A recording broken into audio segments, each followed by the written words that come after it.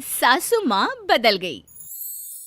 कहानी उस घर की है जहाँ बहू और बेटी को एक माना जाता था, लेकिन फिर अरे शिखा बेटा, तू रसोई में क्यों घुसी रहती है? जा, रोटी मैं बना लूंगी। नहीं नहीं माँ जी, आप बैठिए, बस सारा खाना बन ही गया है। श्वेता को बोल देती हूँ, वो खाना लगा देगी सबका। सॉरी भाभी, मेरे पास वक्त नहीं है। माँ, मुझे पैसे देना, पार्लर जाना है। हाँ हाँ चली जाना, भाभी को भी ले जाना। वो भी जाने को बोल रही थी पार्लर, पर पहले ना मदद कर दे उसके खाना लगाने में। देख माँ, वो बहू है, उसे बहू रहने देना, इतना सर पर मत चढ़ा भाभी को। श्वेता, ज्यादा मत बोला कर। बहू और बेटी में कोई फर्क नहीं होता है। जा जाकर काम कर। ननद को माँ का भाभी से इस तरह प्यार करना बिल्कुल अच्छा नहीं लगता। वो बार बार किसी न किसी तरह माँ को भाभी के खिलाफ भड़काती रहती, लेकिन कोई फायदा ना होता। एक रोज, अरे बेटे किशन, जा बहू को कहीं घुमा कर ला, सारा दिन घर में काम करती रहती है। हाँ हाँ माँ, हम लोग जा रहे हैं ना गोवा। अच्छा जी, भाभी ने तो हमें बताया भी नहीं। वैसे तो सारी पंचायत करती है, ये गोवा वाली बात क्यों छुपा गई हमसे? अरे क्योंकि उसे खुद नहीं पता था बहन। मुझे टिकट सस्ती मिल रही थी तो मैंने बुक कर दिया। हाँ शिखा, पैकिंग कर ले, संडे हम जा रहे हैं गोवा। दोपहर में शिखा पैकिंग कर रही थी कि सास आ जाती है। ये क्या बहू, साड़ियाँ? अरे गोवा जा रही है घूमने या फिर शादी में मायके हैं? माँ जी, ऐसा कुछ है ही नहीं, समझ में नहीं आ रहा क्या रखूं कपड़े में। अरे तेरी और श्वेता की साइज तो एक ही है, उसके कुछ मॉडर्न कपड़े ले ले, आकर लौटा देना। हाँ माँ जी, ये ठीक रहेगा। शिखा श्वेता के पास जाती है और उससे कपड़े मांगती है। ना जी ना, मैं अपने कपड़े ना दूं, वैसे भी फैल जाएंगे मेरे कपड़े, बहुत महंगे वाले हैं। शिखा मुंह लटकाकर कमरे में आ जाती है तो सास कहती है, चल तैयार हो जा, तुझे मैं शॉपिंग करा कर लाती हूँ गोवा की। बस फिर क्या था, सास बहू निकल जाते हैं मार्केट और एक से बढ़कर एक ड्रेस खरीद कर घर आते हैं। पहले बता देती कि नए कपड़े दिलाने वाली है भाभी को, तो मैं अपने ही दे देती ना भाभी को, मुझे दिला देती नए कपड़े। देख श्वेता, परिवार का मतलब सबके साथ रहना होता है, ना कि सिर्फ अपना सोचना। वैसे भी तुझे अच्छे संस्कार सीखने चाहिए। और रही बात कपड़ों की, तो शिखा, आज से घर पर भी तू मॉडर्न कपड़े ही पहनेगी। कोई जरूरत नहीं है ये साड़ी वाड़ी लपेटने की। अब क्या था, घर पर श्वेता और शिखा एक जैसे रहते। एक बार पड़ोसन आती है। अरे बेटा, अपनी माँ को तो बुलाना, जरा बात करनी है। शिखा सास को बताती है और रसोई में चली जाती है।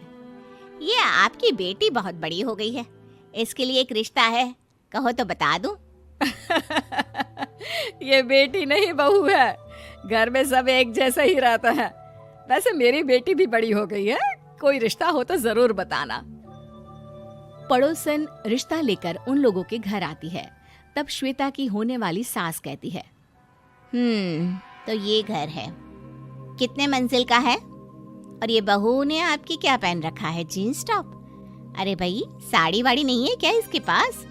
देखिए, सर्दी है तो साड़ी में बहू कैसे मैनेज करती, वैसे पहनती है साड़ी भी।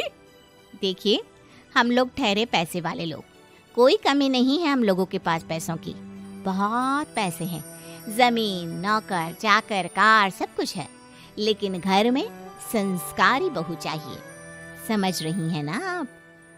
सास कुछ कहती कि श्वेता बोल पड़ती है, हाय रे, नौकर चाकर से लेकर जमीन, कार, पैसा, हाँ, मुझे रिश्ता मंजूर है मुझे। अरे रुक जा श्वेता, मैं बात कर रही हूँ ना।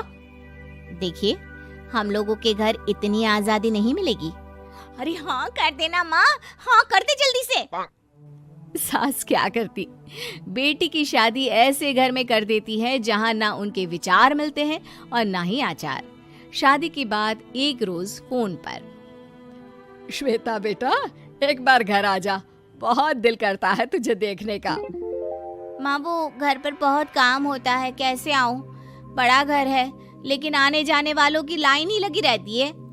बेटा मैं तो जानती थी उस घर का हाल, लेकिन तू ही नहीं मान रही थी। माँ देख, हर घर का यही हाल है।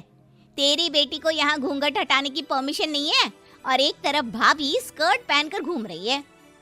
बेटा मुझे क्या पता था कि मेरी बेटी को ससुराल के नाम पर पिंजरा मिल जाएगा। अच्छा माँ, फोन रखती हूँ, सास को गर्मा गर्म रोटी खिलानी है। तुम लोगों की तरह नहीं कि एक रोटी बनाओ, एक सब्जी बनाओ, फिर सारा दिन फ्री होकर घूमो।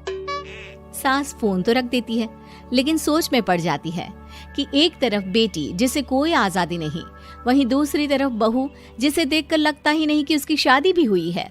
अगले रोज। शिखा, अरे ओ शिखा। हाँ माँ, क्या हुआ? कुछ चाहिए आपको? मैं जिम जा रही थी। जिम के कपड़ों में बहू को देखकर सास को घूंघट में अपनी बेटी का ख्याल आता है। देख बहू, घर में बहू की तरह रहा कर। इतने टाइट कपड़े पहनकर जिम जाना पसंद नहीं मुझे। जा जाकर रोटी बना। रोटी? माँ अभी तो शाम की 6 बजे हैं, इस वक्त रोटी?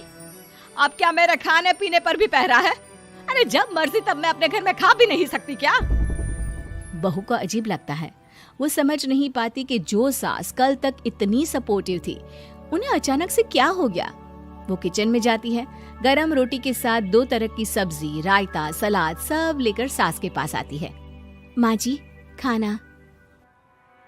इतना सारा खाना? राक्षस समझा है क्या मुझे? रोटी मांगी थी मैंने गर्मा गर्म बस। पर माँ जी, रोटी खाती किससे आप? सब्जी तो बनानी थी ना। अरे भूख मर गई मेरी तेरी बहस से। जा जाकर काम कर, अंदर पूरी रसोई साफ कर। बहू अंदर चली जाती है। थोड़ी देर में श्वेता घर आती है। अरे शिखा, जल्दी से चाय ला, पकवान बना, मेरी बेटी आई है। अरे नहीं नहीं माँ, ड्राइवर बाहर खड़ा है। मैं तो घर का कोई सामान खरीदने के बहाने यहाँ आ गई हूँ, मुझे जाना होगा। अरे बेटा, पर कितने दिनों बाद देख रही हूँ तुझे, रहने आ जाना 2-4 दिन के लिए। आ जाऊंगी माँ, जब मेरी सास मरेगी तब। मैं तो रोज मन्नत मानती हूँ कि मेरी सास मर जाए तो अच्छा है। अच्छा चल, जा रही हूँ माँ। हे भगवान, कैसे कैसे दिन देखने पड़ रहे हैं मेरी बेटी को। सास अंदर जाती है, जहाँ श्वेता की जिम वाली सहेली का फोन आया होता है। क्या बात है, आज जिम नहीं आई? अरे पता नहीं यार, आज माँ को क्या हो गया अचानक। पर खैर कोई नहीं, लगता नहीं कि मैं अब जिम आ पाऊंगी। शिखा स्पीकर पर बात कर रही थी, जिसे सास सुन रही थी। यार ये सास ना होती ही ऐसी है। मैं तो कहती हूँ बुढ़िया जल्दी मरे और तू आराम से जिए। शिखा को सहेली की बात पर गुस्सा आ जाता है। माँ के मरने की कौन सा बच्चा दुआ मांगता है मोहिनी? आगे से ऐसी बात मेरे सामने मत करना। हमारे घर की शोभा ही माँ है। क्या हुआ जो थोड़ी सख्ती दिखा रही है? उसमें भी कोई ना कोई उनकी भलाई ही होगी। मैं तो कहती हूँ भगवान मेरे जैसी सास सबको दे, जो सिर्फ माँ की तरह है। सास वाली तो कोई बात ही नहीं है उनमें। सास ये बात सुन रही थी। उनकी आंख में आंसू आ जाते हैं कि क्यों वो बेटी की किस्मत में बहू को भी भागीदार बना रही थी। शिखा, अरे ओ शिखा, क्या हो गया? जिम नहीं जाना क्या?